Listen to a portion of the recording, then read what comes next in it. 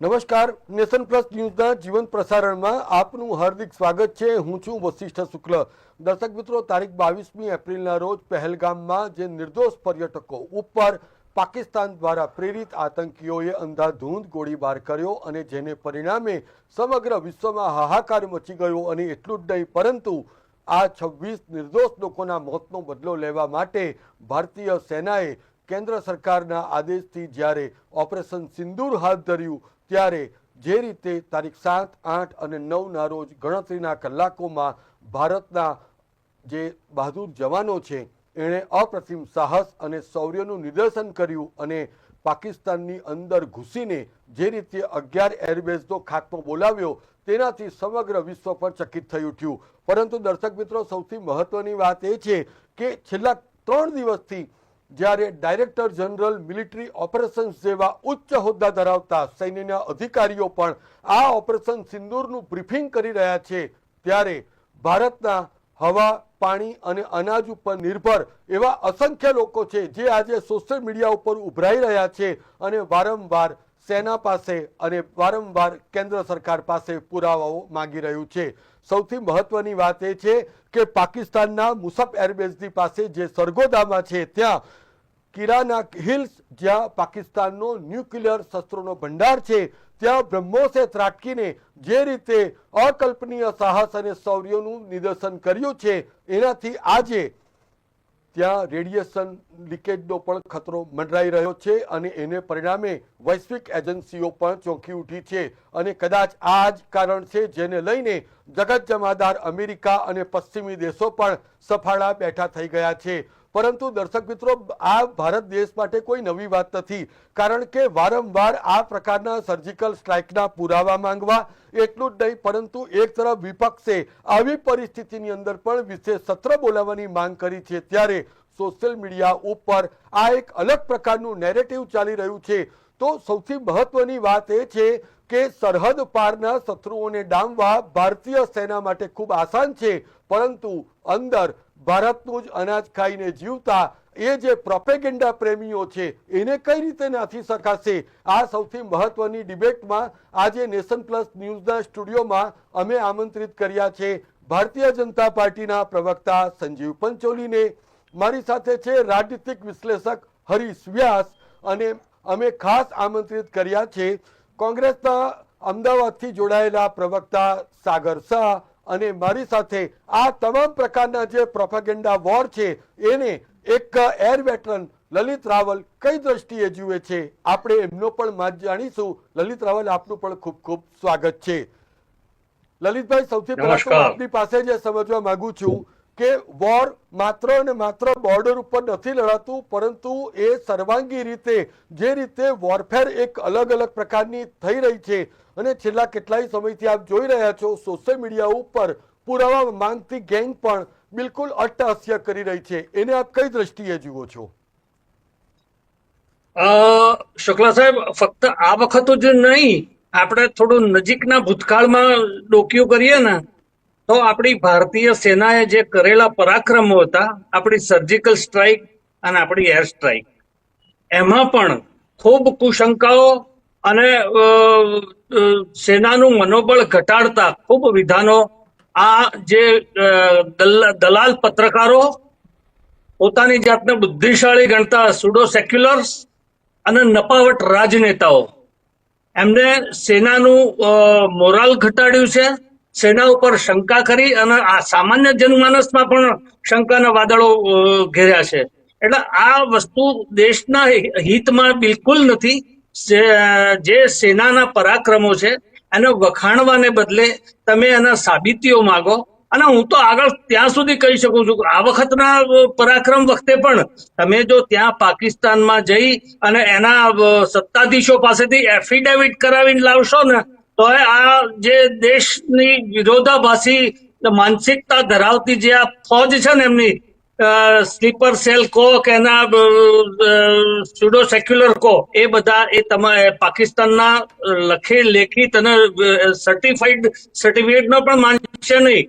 એટલે મારું તો એમ માનવું છે કે આને જો ખરેખર એમને એના સાક્ષ્યો જોઈતા હોય, સબૂતો જોઈતા હોય, તો તો હવે નેક્સ્ટ ટાઈમમાં જ્યારે પણ આપણે રાફેલ ને એ બધા જ્યારે ઉડે સુખોઈ ને ત્યારે એમાં નીચે એમને બાંધી અને આપણે જ્યાં બોમ્બાર્ડમેન્ટ કરવા જઈએ એટલે ત્યાં પ્રત્યક્ષ નિહાળી લે એટલે એમને ત્યાં મળી શકે.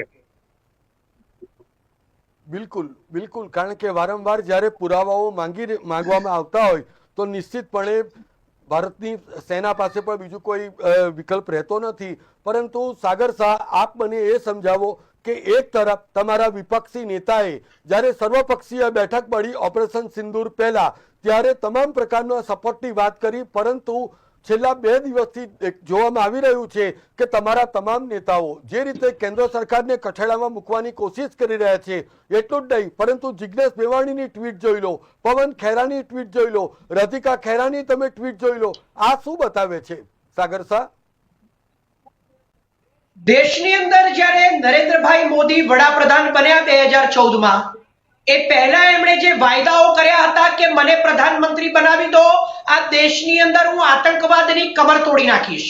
આજે હુમલો થયો છે, તમે દેશના વડાપ્રધાન 11 વર્ષથી છો અને ગુજરાતની અંદર જ્યારે તમે મંત્રી હતા, મુખ્યમંત્રી હતા, ત્યારે તમે આજ તક જેવી ચેનલ ઉપર મોટેથી બૂમો પાડીને બરાડા પાડીને વિડીયો બનાવ્યા છે તમારા કે હું જો દેશનો વડાપ્રધાન હોત તો આવા હુમલાઓ ઉપર પાકિસ્તાનને લવ લેટર ન લખવાનો હોય, પાકિસ્તાને હુમલો કર્યો છે તો પાકિસ્તાનને જવાબ આપવાનો હોય, અમેરિકા તરફ જવાનું ન હોય. જ્યારે આજે તમે વડાપ્રધાન છો, 11 વર્ષથી વડાપ્રધાન છો, તો આ પહેલો આતંકવાદી હુમલો નથી. તમે દૂરદર્શી છો, તમે કીધું તું મને 1 વર્ષ આપો, હું ઇન્ડિયાને અમેરિકા બનાવી દઈશ, ગુજરાતને હું શાંઘાઈ બનાવી દઈશ, આને હું સિંગાપુર બનાવી દઈશ. તો 11 વર્ષથી આતંકવાદી હુમલાઓ તમારા રાજ્યમાં, તમારી સરકારમાં, મોદી સરકારમાં 2 ટર્મ્સની, અને તમે જ્યારે બેસાખીની સરકાર ઉપર ત્રીજી વખત વડાપ્રધાન બન્યા ત્યારે વડાપ્રધાનની શપથ લઈ રહ્યા હતા, ત્યારે પણ કાશ્મીરમાં આતંકવાદી હુમલો થયો હતો ને 11 આપણા સિવિલિયન્સની જાન ગઈ હતી. તમે એક બાજુ પ્રધાનમંત્રીનું શપથ લઈ રહ્યા હતા, બરાબર છે? એ વાતને આજે 11 મહિના થયા, એ 11 મહિનાની અંદર 51 આતંકવાદી હુમલાઓ થયા છે. દરેકે દરેક આતંકવાદી હુમલામાં તમે માત્ર દેશને સ્ટ્રાઇક કરીને બતાડો છો, તો દેશ તમારી પાસે 140 કરોડનો તમારો પોતાનો પરિવાર છે, તમે કહો છો મોદીનો પરિવાર, તો મોદીનો પરિવાર મોદીને સવાલ ના પૂછી શકે. તમારો એક વિડિયો વાયરલ થયો છે કે હું દેશનો પ્રધાનમંત્રી છું, દેશના પ્રધાનમંત્રીને સાગર શાહ, હું આવું છું તમારી પાસે, કારણ કે સૌથી મહત્વની વાત એ છે કે ખુદ પાકિસ્તાનના સૈન્ય અધિકારીઓ વર્લ્ડના મીડિયાની સામે જે નિવેદનો રજૂ કરી રહ્યા છે, એમાં તો મુખ્યત્વે કોંગ્રેસના મલ્લિકાર્જુન ખડગેનું પણ નિવેદન આવી ગયું. ઇમરાન તમે મને એનો જવાબ આપો કે પાકિસ્તાન ભારતમાં ટ્રમ્પ કોણ છે? ભારત અને પાકિસ્તાન શું નોકરી કરે છે અમેરિકાની જોડે? ટ્રમ્પ એવું સાબિત કરે છે આખા વિશ્વની અંદર કે મેં મધ્યસ્થતા કરી, આખી રાત હું જાગ્યો, મેં આ બંને લોકોને સમજાવ્યા. એટલે પાકિસ્તાન તો 30 વર્ષથી પાપ કરી રહ્યું છે આતંકવાદનું, એવું પાકિસ્તાન સ્વીકારી રહ્યું છે કે અમે નહીં મને પૂરું કરવા દો, 1 સેકન્ડ મને પૂરું કરવા દો લાઈનમાં, કે જો પાકિસ્તાન 30 વર્ષથી પાપ કરી રહ્યું છે અમેરિકાની સાથે મળીને, તો પછી ટ્રમ્પ ભારતને પણ ઇન્વોલ્વ કરી રહ્યું છે ભગવા આતંકવાદમાં અને સાબિત કરી રહ્યું છે દુનિયાની સામે કે મેં બંનેને સમજાવી દીધા. એટલે શું ભારતના વડાપ્રધાન નોકરી કરે છે? શો ખરા કે અરે જવાબ તો સાંભળો, તૈયાર મારી વાત તો પૂરી થવા દો, મારી વાત તો પૂરી થવા દો. શું ભારતના વડાપ્રધાન વિશ્વગુરુ 56 ની છાતી વાળા 11 વર્ષથી અને છેલ્લા 1 વર્ષથી 51 આતંકવાદી હુમલા થઈ ગયા, તો શું ટ્રમ્પ હવે નક્કી કરશે કે ભારત આતંકવાદની સાથે કેવી રીતે લડશે ને કેવી રીતે નહીં લડે? એટલે શું ભારત પણ પાકિસ્તાનની જેમ નોકરી કરી રહ્યું છે? હા, સંજીવ પંચોલી, ઓપરેશન સિંદૂર ઉપર જે રીતે સતત સેનાના ઉચ્ચ અધિકારીઓ દ્વારા બ્રીફિંગ કરાઈ રહ્યું છે, એટલું જ નહીં પરંતુ આપને એમ લાગે છે કે જે રીતે પહેલે દિવસે શિવ તાંડવ સ્તોત્ર અને બીજી વાર રાષ્ટ્રકવિ રામ દિનકર સિંહનો આ જે વાતો મૂકવી, તો મને એવું લાગે છે કે ભારતીય આર્મી એના બહુ પ્રિસાઇઝ અને એના કન્વિક્શનમાં બહુ શ્યોર છે. તમને એવું લાગે છે? તો પછી આ પ્રકારનો આઉટરેચ કેમ? વશિષ્ઠભાઈ, આપણો ઉદ્દેશ્ય છે કે આતંકવાદને ખતમ કરવો. ભારત અને પાકિસ્તાનના ભાગલા થયા ને ત્યારે કાશ્મીર સૌથી છેલ્લું જોડાયું હતું, અને ત્યારે ત્યાંના રાજા હરિસિંહ હતા, ત્યારે કબાલીઓએ કાશ્મીર પર હુમલો કર્યો, એ વખતનું પીઓકેમાંથી એ કબાલો આવ્યા હતા. એ કબાલીઓએ કાશ્મીર પર હુમલો કર્યો ત્યારે સરદાર વલ્લભભાઈનો મદદ માંગી અને સેના મોકલી અને હરિસિંહ શરતી રીતે પછી ભારતમાં જોડાયા અને એ બધું સરદાર વલ્લભભાઈએ જવાહરલાલ નહેરુને સોંપી દીધું અને ત્યાર પછી આ દેશમાં 370ની કલમ લાગી અને ખોટી વાતો શું ફેલાવો છો? આતંકવાદ વકર્યો અને એ આતંકવાદ આજે પણ આપણને નડી રહ્યો છે. આ વાતને તો તમે કેમ નથી તોડી શકતા આતંકવાદને પણ? તમે નહેરુને પૂછો.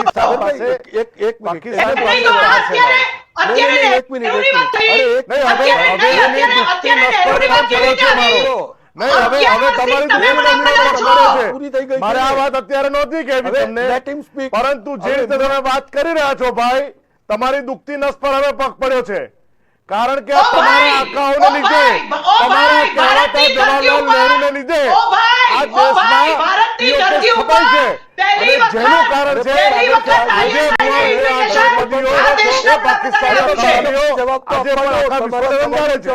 એ તમારે સમજવું નથી અને તમારે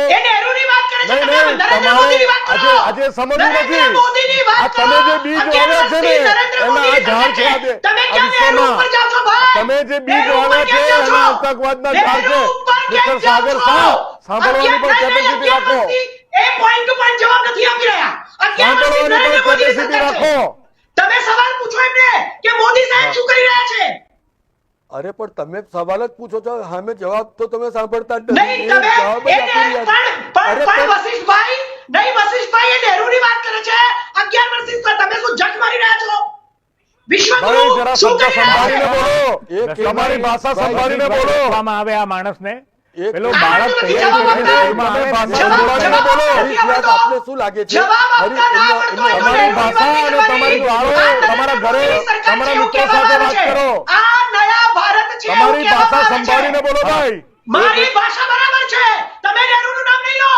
નયા ભારત છે તો નયા આ તમારી ભાષા બરાબર છે? અરે હા હા જુઓ Shut up! ભાઈ, પ્રજા, મારા Shut મિત્રો up! જુઓ, આ કોંગ્રેસના પ્રવક્તા કહે છે કે ગાળો બોલે તમે છે નહેરુની એ વાત બરાબર છે. જુઓ. આ દેશના જુઓ. લોકો જુઓ. આ નવા એમનો ભારતમાં ઓડિયો ડાઉન કરો. આ નવા- સાગર શાહનો ઓડિયો ડાઉન કરો. હરીશ વ્યાસ, આપને શું લાગે છે કે આ કયા પ્રકારની માનસિકતા, કયા પ્રકારનું પ્રોપેગેન્ડા?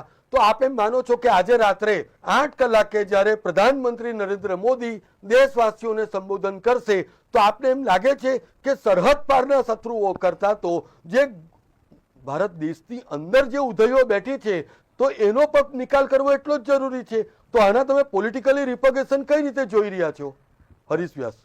વશિષ્ઠભાઈ, મને એવું લાગે છે કે જ્યારે તમારી પાસે સાચા કારણો ન હોય, પ્રજાની નાડ પારખવાની શક્તિ ન હોય, સામે જે પ્રમાણ છે એને જોવા છતાં નકારવાનું એવું વલણ હોય, ત્યારે અંદરથી એક અકળામણ થાય. પ્રજા છે ને તમારી વાણી પણ સાંભળે છે અને તમારા બોડી લેંગ્વેજને પણ જુએ છે. તમે બોલ બોલ બોલ કરો ને ત્યારે ખબર પડે કે કોઈ નવશીખીઓ ડિબેટ માટે તૈયાર થઈને આવ્યો છે અને બધું કહી જ નાખવું છે. બધા તૈયાર છે, ઘણા વર્ષો જોયા છે, પણ આટલી તૈયારી સાથે આ રીતે બોલવા દો, બોલવા દો. અરે બીજાને તક આપો. લોકતંત્ર છે, લોકતંત્ર છે. નહીં બોલીએ તો તમે જ બોલ્યા કરશો. વન સાઇડેડ ડિબેટ નથી ભાઈ. This is તમે not બોલ્યા personal કરશો attack. નથી. નહીં, એમને વશિષ્ઠભાઈ, બોલી this is not તમારે છે એવા personal શબ્દો attack. વાપરો છો ને This પછી is આંગળા not કરો છો. personal attack. એમને એવું તમે એવું તમે ચાલે. બોલી છો.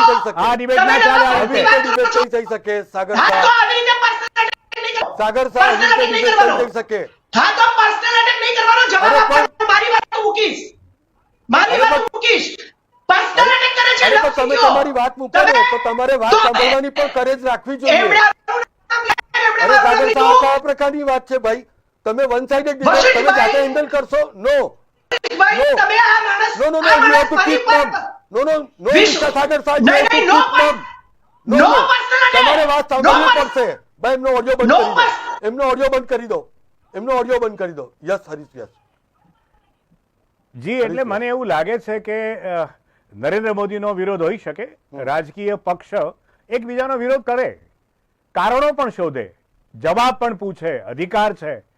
પણ એમ કરતા કરતા પછી સેના જે કરે એને પણ ખોટું ગણવું, એના પ્રમાણો માંગવા, અરે આમાં તો સેનાએ પોતે વિડીયો આપ્યા છે, સેનાના મોટા મોટા અધિકારીઓએ વાત કરી છે, અને છતાં ના અમે તો નહીં માનીએ. આ વાંકાઈ એ મને લાગે છે પ્રજા હા, બહુ જુએ ઓકે. છે, અને એમણે એમની સ્થિતિમાં એમને મૂક્યા છે. ઓકે. જરા પ્રજાને સમજો. બીજા વિરોધીઓ પણ ઘણા સાથે આવી ગયા છે, જેમણે એમ કહ્યું તો 10 હા, મિનિટ અમને આપો તો અમે ઘણું બતાવીશું.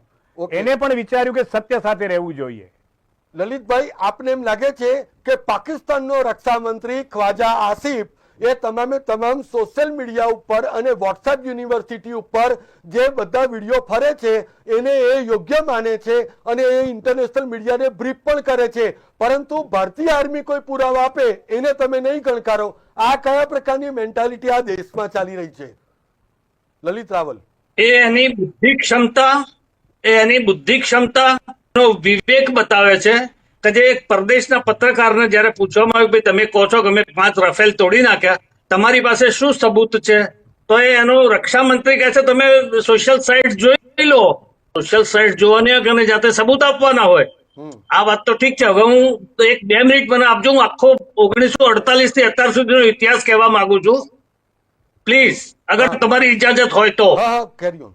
1948માં જ્યારે કબાલીઓએ અને પાકિસ્તાની સેનાએ આપણા ઉપર હુમલો કર્યો કાશ્મીરના રાજા હરિસિંહ ઉપર, હરિસિંહ આપણા શરણે આવ્યા અને આપણી સેના પહોંચી સરદાર વલ્લભભાઈ પટેલે મોકલી દીધી હતી. આપણી સેના એટલી બાહોશ હતી કે એના ફટકારતા અત્યારે હાલનું જે આપણે એલઓસી ગણીએ છીએ ને ત્યાં સુધી છેક પાછું પાડ્યું હતું. અને એ વખતે આપણા ભારતના લાડલા નહેરુ ચાચાએ એ વખતે અટકાવી દીધા હતા આપણા સૈનિકોને. એના કારણે આપણે આખું પાકિસ્તાન લેવાની જગ્યાએ અડધામાં રાહત માની બેઠા. એ પછીની વાત તમને કહું 1962ની. 1962માં આપણી સેના પાસે કોઈ સંસાધન નહોતા અને એ જ નહેરુ ચાચા કહેતા હતા કે આપણે હથિયારો શસ્ત્રો ખરીદવાની જરૂરત જ નથી, આપણે આર્મીની જ જરૂરત નથી. એ નહેરુ ચાચાએ એવામાં પણ આપણને યુદ્ધમાં જોક્યા હતા ચાઇના સામે, અને આપણે વગર હથિયારે કેટલાય સૈનિકોને ગુમાવ્યા છતાં આપણે એની લડ્યા હતા. 1965ના યુદ્ધમાં પણ આપણી પાસે ટાંચા સાધનો હતા, તેમ છતાં આપણે લડ્યા અને પાકિસ્તાનને જબરજસ્ત માર્યું હતું. એ વખતે પણ આપણી લગભગ 38,000 એકર જમીન આપણે પરત એમને આપી દીધી હતી. એ પછીની વાત કરું 1971માં આપણી સૈન્ય એના પાકિસ્તાનના 2 ભાગલા પાડી દીધા હતા અને એની પાકિસ્તાનની સેનાના 93,000 સૈનિકો ઘૂંટણે પડીને આપણા શરણે લાવી દીધા હતા. એમને 4 મહિના સુધી આપણે ખવડાવી પીવડાવી રાખ્યા હતા. તેમ છતાંય એ વખતની સરકારે, જેને આપણે દુર્ગારાણી કહીએ છીએ, અટલ બિહારીજી વાજપેયી પણ કહી ચુક્યા છે, એ ઇન્દિરાજીએ એના સૈનિકોને પણ પરત આપી દીધા હતા. જમીન લીધેલી પણ લાહોર સુધીની આપણે પરત આપી દીધી હતી. અને આપણા પોતાના જે પ્રિઝનર ઓફ વોર થયેલા છે 450 એના પાછા નહોતા લઈ શક્યા. આપણે જમીન ગુમાયેલી એ પણ નહોતા લઈ શક્યા. ખૂબ આપણી પાસે તક હતી, આપણે આખું પીઓકે પણ એના તહત માંગી શક્યા હોત. 93,000 સૈનિકો આપણા શરણે હતા. એ પછી આપણે 1999ની વાત કરો. 1999માં જે આપણે સેનાએ માર્યા છે, આપણે સ્ટ્રીપ ચડી અને ઉપરની ટોચેથી ફાયરિંગ કરતા પાકિસ્તાનના સૈનિકોને આપણે માર્યા છે. જે પાકિસ્તાનની સેના એમના સૈનિકોને સ્વીકારવા તૈયાર નહોતી. આપણે ભારતીય ફોજની માનવતા બતાવી અને એમનો પણ અંતિમ સંસ્કાર કરાયો, નમાજે જનાજા પઢાવડાવીને, મૌલાના બોલાવીને. હવે આટલું કર્યું હોવા છતાં આપણે જે સર્જિકલ સ્ટ્રાઇક કરી, આપણે 100 જેવા લગભગ ત્રાસવાદીઓના મારી નાખ્યા ને એના જે લોન્ચિંગ પેડ હતા નષ્ટ કરી દીધા. એ પછી આપણે બાલાકોટની એર સ્ટ્રાઇક કરી, બાલાકોટમાં લગભગ 300 જેવા એટલે ત્રાસવાદીઓને મારી નાખ્યા, આખો એનો અડ્ડો ટ્રેનિંગ સેન્ટર તોડી નાખ્યું. તેમ છતાં આટલું હોવા છતાંય જે પેલો અમૃતસર વાળો પગડીધારી છે ને જોકર, એ શું કહે છે કે ત્યાં કાગડા મરી ગયા છે. હવે આ લોકો ફક્ત ને ફક્ત પાકિસ્તાનના પ્રોપોગંડાની ભાષા અહીંયા વાપરે છે અને એ અહીંયા વાપરેલી ભાષાને પાકિસ્તાન વાપરે છે. જે ભારતના સૈન્યનું અહિત કરવા ધારે છે, ભારતના સૈન્યનું મનોબળ ઘટાડવા માંગે છે અને ભારતની થતી પ્રગતિ એમના અંદર દિલમાં ક્યાંક ને ક્યાંક ખૂંચતી હોય ને એવું મને લાગી રહ્યું છે. ભારતની પ્રજા સુપેરે જાણી ચૂકી છે કે આવા જે નપાવટ હરામી રાજનેતાઓ જે છે એ અમારા પાકિસ્તાનના સીડીએસ જે થઈ ગયા આપણા દિવંગત બિપિન રાવતજી, એમને કહી ચુક્યા છે કે આ તો સડક છાપ ગુંડા છે. હવે આટલું કહેવા વાળા એ સિવાય બીજા તમને પુરાવા કહું. અમુક રાજનેતાઓને મેં એ કહેતા એના વિધાનો છે કે ભારતના સૈનિકો ફોજમાં એટલા માટે જાય છે કે મફત દારૂ પીવા મળે છે, એના માટે જાય છે પોતાનો જીવ ખોવા માટે. પોતાનો જીવ ન્યોછાવર કરવા માટે. એટલે આ લોકોના વિધાનો પણ એવા છે, એમને સેના પ્રત્યે કોઈ માન છે જ નહીં, અને સેનાના પરાક્રમોને વધાવવાનું તો દૂર રહ્યું, વખાણવાનું દૂર રહ્યું, એમના ઉપરથી હતોત્સાહિત કરી રહ્યા છે આ લોકો. ઓકે સાગર શાહ, આપને એમ લાગે છે કે આજે જ્યારે ડીજીએમઓની પત્રકાર પરિષદ મળી તેમાં સ્પષ્ટપણે એર માર્શલનું નિવેદન હતું કે આ ઓપરેશન સિંદૂર એ માત્ર ને માત્ર આતંકીઓ સામેની લડાઈ હતી, પરંતુ પાકિસ્તાને આ લડાઈને પોતાની સામેની લડાઈ ગણી અને જેને પરિણામે આ આખું બેઉ મોરચે ફ્રન્ટ પર વોર છેડાયું. તો આપ એમ માનો છો કે આ પ્રકારના નિવેદનો, આ પ્રકારની એક્ટિવિટી એ ભારતીય સેનાનું મનોબળ પણ તોડી રહી છે? સાગર શાહ, અને બિલકુલ શાંતિથી જવાબ આપજો, બ્લડ પ્રેશર કાબુમાં રાખજો. બોલો. મારું બ્લડ પ્રેશર ઓલવેઝ કાબુમાં હોય છે. કોઈએ પર્સનલ એટેક નહીં કરવાનો, કોઈને અંડર એસ્ટિમેટ નહીં કરવાના, હું નથી કરતો. બીજી વાત, બિહારમાં જઈને, સાઉદી અરબથી આવીને બિહારમાં જઈને રેલીમાં જે મોટેથી ઇંગ્લિશમાં બૂમો પાડીને કહ્યું હતું કે એવો બદલો લેવામાં આવશે. સેનાનું મનોબળ ક્યારેય નથી તૂટ્યું. તમારા વખતે કદાચ તૂટી રહ્યું હશે. 75 વર્ષમાં સેનાએ અનેક યુદ્ધો લડ્યા છે, યુદ્ધો, અને એ યુદ્ધો જીતવામાં આવ્યા છે. તમે તો માત્ર પહેલગામ હોય, પઠાનકોટ હોય, ઉરી હોય, સ્ટ્રાઇક, અને આ વખતે સ્ટ્રાઇકના કોઈ પુરાવા નથી માંગી રહ્યું. સ્ટ્રાઇકના પુરાવા પાકિસ્તાને પોતે આપ્યા છે અને આખો ભારત દેશ એને વાયરલ કરી રહ્યું છે. તમે અચાનક જ્યારે યુદ્ધ જેવી સ્થિતિ હતી, યોગી આદિત્યનાથે કહ્યું હતું કે ત્રીજી વખત વડાપ્રધાન બનાવો, 6 મહિનામાં પીઓકે લઈને આવીશું. સેનાનું બરોબર જબરજસ્ત હતું. લોકોને લાગતું હતું કે સેના અંદર ઘૂસી જશે, અને તમે સીઝ ફાયર કરી નાખ્યું, અને સીઝ ફાયર પર ત્રીજો દેશ કરે છે. તો સવાલ તો થાય ને, તમે આજે પણ જનતા ઉપર ટીકરા ફોડો છો. સેનાનું બરોબર જોરદાર છે. નહીં, મને પૂરું કરવા દો. નહીં, મને પૂરું કરવા દો. સેના, અરે મારી લાઈન પૂરી કરવા દો. કે યોગી આદિત્યનાથે કહ્યું હતું કે 6 મહિનામાં પીઓકે લઈ આવીશું. તમને ત્રીજી વખત પ્રધાનમંત્રી બનાયા, 1 વર્ષ થઈ ગયું, તમે પીઓકે તૈયારી હતી. દેશ એવું ઈચ્છી રહ્યો હતો. નિવેદન છે કે પીઓકે જે કાશ્મીર પીઓકે સિવાય કોઈ વાત નહીં, અને આ હોલ્ટ છે, તમામ પ્રકારના જે પ્રતિબંધો છે એ એઝ ઇટ ઇઝ છે. પરંતુ તમે પીઓકે જવા દો, તમે પીઓકે જવા દો, તમે દાઉદને પણ પકડીને નથી લાવ્યા. તમે તમારી ઉપર વિશ્વાસ કોણ કરે? દેશ સબૂત સ્ટ્રાઇકની નથી માંગી રહ્યું. તમે સીઝ ફાયર કેમ કર્યું એનો જવાબ માંગી રહ્યો છે. જેવી રીતે 27 લોકો મરી ગયા ને, એ 22 તારીખે આખો દેશ શોકમાં છે. નહીં, વચ્ચે નહીં. Let me complete. પ્રકારના પ્રતિબંધો એની જે વાત હતી તે તો એઝ ઇટ ઇઝ છે, અને હોલ્ડ છે. ખુદ ઇન્ડિયન એરફોર્સ જ્યારે પોતાના સત્તાવાર હેન્ડલ ઉપરથી કહી રહ્યું છે કે આ યુદ્ધ ચાલુ છે, આ ઓપરેશન ચાલુ છે, તેમ છતાં પણ ખબર નહીં આમને કયા પ્રકારના પુરાવા જોઈએ છે. સંજુ પંચોલી, એ તો તમે જ કેન્દ્ર સરકારના પ્રતિનિધિ, તમે ભાઈ, જે રીતે પાકિસ્તાને જે રીતે આપણે આતંકવાદનો સફાયો કર્યો, એમના 9 એરબેઝ આપણે ખતમ કર્યા, એટલે એની સામે એ લોકોએ ડ્રોન ચાલુ કર્યા, એમના ડ્રોન પણ બધા તોડી કાઢ્યા. આપણે 400 થી વધારે ડ્રોન આપણે પાકિસ્તાનના તોડ્યા. ઓમર અબ્દુલ્લાએ ડ્રોનનો વિડીયો જાહેર કર્યો, પરંતુ એમાંનું એક પણ ડ્રોન આપણા દેશમાં પડ્યું નથી. આપણે તમામ ડ્રોન, આપણી જે ડિફેન્સ સિસ્ટમ છે એ ડિફેન્સ સિસ્ટમના કારણે એક પણ ડ્રોન આપણા દેશમાં પડ્યું નથી, અને એ બધા ડ્રોનને આપણે નાશ કર્યો છે. આપણો એક પણ પાયલોટ બહાર નથી, આપણું એક પણ પ્લેન બહાર નથી. આજે તમામ લોકો આપણી સાથે છે, એટલે આપણે ઘર વાપસી કરી છે. તો હવે આ એક અલ્પવિરામ એટલા માટે છે કે જે રીતે બ્રહ્મોસની મિસાઇલ આપણી પાકિસ્તાન ઉપર ત્રાટકી, અને આખી દુનિયા જાણે છે કે એ બ્રહ્મોસ મિસાઇલના કારણે ત્યાંનું જે પરમાણુ સેન્ટર છે એ આજે પણ યુએસનું નેવીનું પ્લેન ત્યાં ઉતર્યું છે, અને એ ચેક કરી રહ્યું છે એ સિસ્ટમમાં કેવી રીતે પરમાણુ જે રેડિયેશન થઈ રહ્યું છે એ રેડિયેશનને પકડીને કેવી રીતે એને નામશેષ કરી શકાય એ દિશામાં એ લોકો આગળ વધી રહ્યા છે.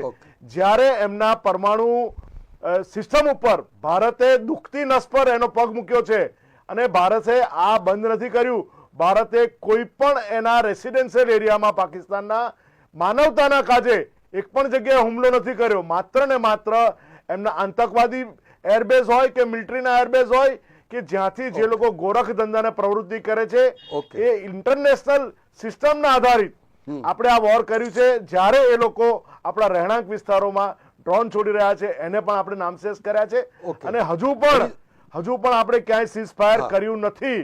આ માત્ર અલ્પ વિરામ છે. ઓકે, આવનારા ઓકે, આ દિવસોમાં અલ્પવિરામ છે અને હજુ યુદ્ધ જો ચાલુ છે. હરીશ માનનીય એક મિનિટ મને છેલ્લું વાક્ય બોલી લેવા દો. માનનીય પ્રધાનમંત્રીએ કહ્યું છે એ લોકો ગોળી મારશે તો અમે ગોળો મારીશું અને આપણે છોડીશું નહીં. આપણે એની ઉપર પણ ટીકા ટિપ્પણીઓ થઈ રહી છે, બરાબર, એની ઉપર હું આવું છું પછી. પરંતુ હરીશ વ્યાસ, આપને એમ લાગે છે કે છેલ્લા કેટલાય સમયથી આ દેશની અંદર એક ચોક્કસ પ્રકારની એક ઇકોસિસ્ટમ પ્રવર્તી રહી છે અને એક ખૂબ જ વિશેષ સર્કલ સાથે મળી રહી છે, તો આપને એમ લાગે છે કે આ દેશ માટે પણ ખૂબ ઘાતક છે? આપને એવું લાગે છે?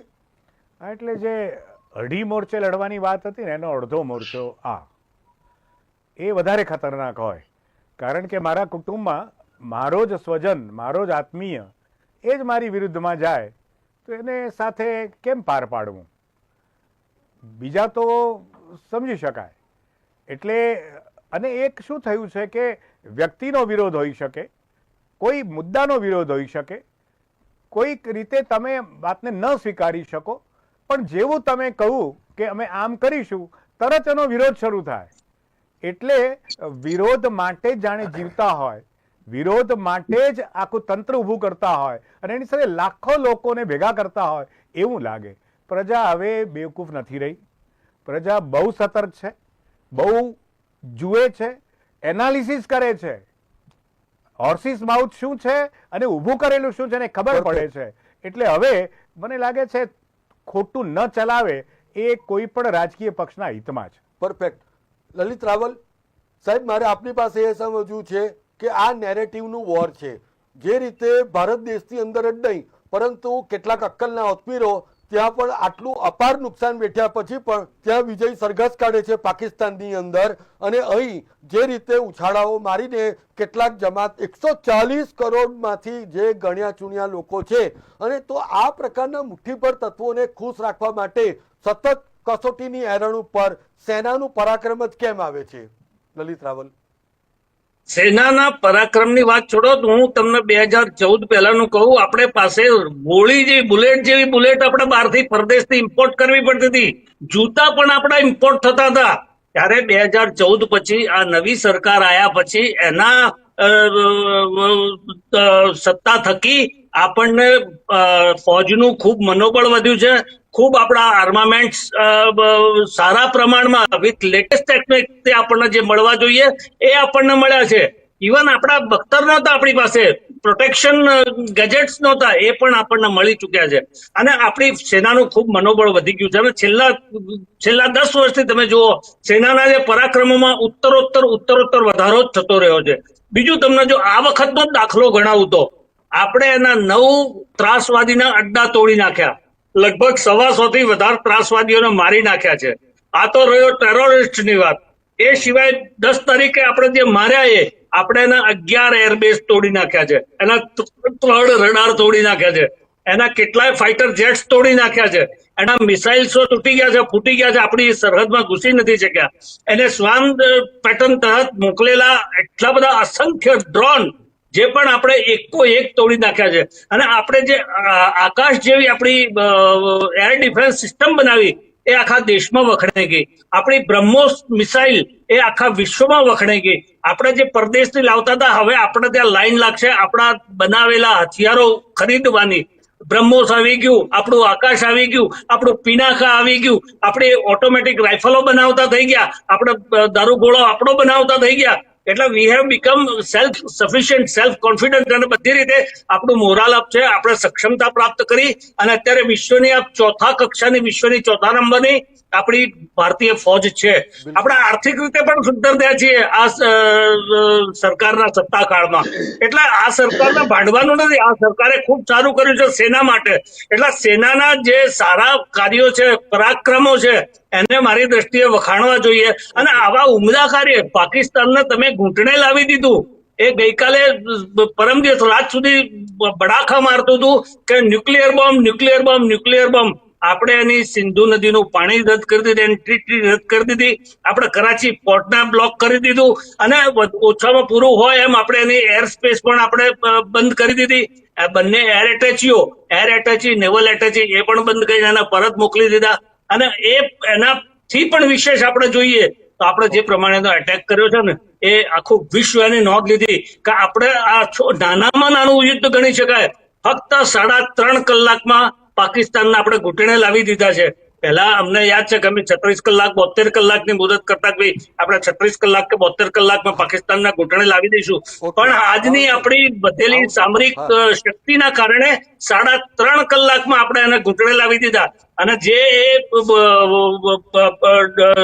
ગીદડ ભપકી આપતી હતી ને આપણને ન્યુક્લિયરની એ ન્યુક્લિયરનું પીપળું બંધ કરી દીધું. એ ન્યુક્લિયરના એના જે જ્યાં સાચવી રાખેલા અત્યારે એના ગોડાઉન છે, એના સંસ્થાપનો છે, એમાં એ આવતા 10 નહીં 25 વર્ષ સુધી અંદર ઘૂસી નહીં શકે. અત્યારે ત્યાં રેડિયેશન થઈ રહ્યું છે. અમેરિકાના વિમાનો ત્યાં પહોંચી ગયા છે રેડિયેશન ચેક કરવા માટે. એટલે આટલી હદે આપણે જયારે એને માર્યું છે, એ આર્થિક ખતમ કરી દીધું. એની પાસે મિલિટરીનો પાવર નથી, એની પાસે દારૂગોળો રહ્યો નથી. એટલે આપણે તમે રાવલ સાહેબ, હું આપનો જવાબ સાગર શાહ, આપ મને બિલકુલ પિન પોઈન્ટ જવાબ આપજો.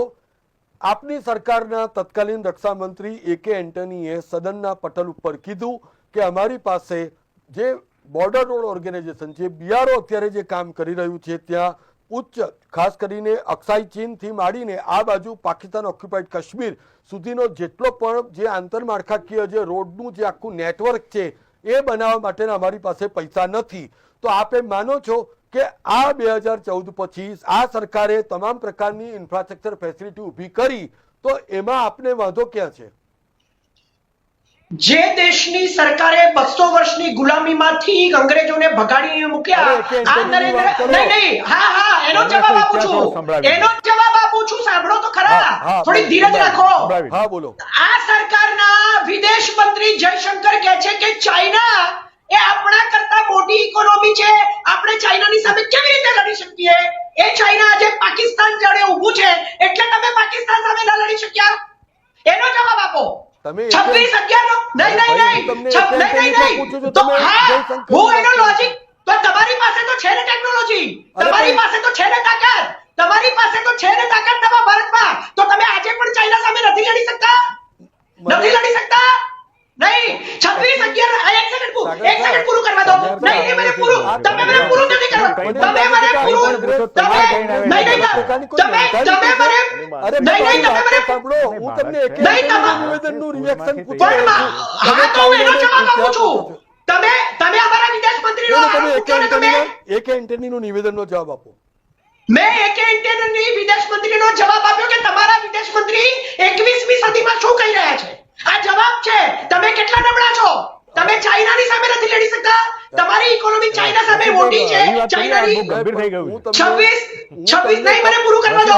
તમારી તિજોરી ખાલી હતી, તમારી તિજોરી તળિયા ચાટક હતી, એવું જાહેરમાં કહેવાયું છે. એને કારણે અને ખુદ એર વેટરન, અરે ખુદ નિવૃત્ત ફૌજી જાતે એવું કહી રહ્યા છે કે ગોળી અને બખ્તરો માટે અમારે તરસવું પડતું હતું. તમે નોટબંધી કરીને આખા દેશની તિજોરી લૂંટી લીધી. તમે આખા દેશની નોટબંધી કરીને આખા તમે નહીં મને પૂરું કરવા દેશો. Will you let me finish? તમે નોટબંધી કરીને આખા દેશના પૈસા ઉઘરાવી લીધા, છતાં પણ તમારી પાસે તાકાત નથી કે તમે ચાઇના સામે લડી શકો. હરીશ વ્યાસ,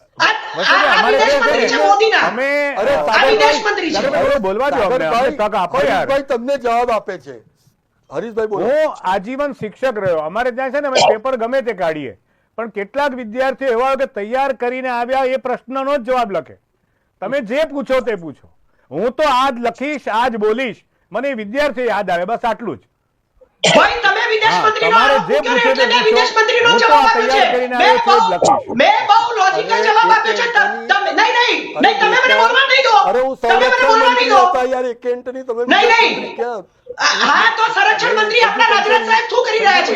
આપને લાગે છે કે 2014 પછી તમે જે વાત સાંભળી, આપણા સંરક્ષણ મંત્રી નહીં, તમે મને પૂરું નહીં કરવા દો. પાર્ટીના શાસનમાં સેનાને ખુલ્લી છૂટ આપવી, ફાયરિંગની સામે સેલિંગ કરવું, આ પ્રકારની તમામ વાતો એ સેનાનું જે મોરાલ છે એને પણ બુસ્ટઅપ કરી રહ્યું છે. આપને એવું લાગી રહ્યું છે?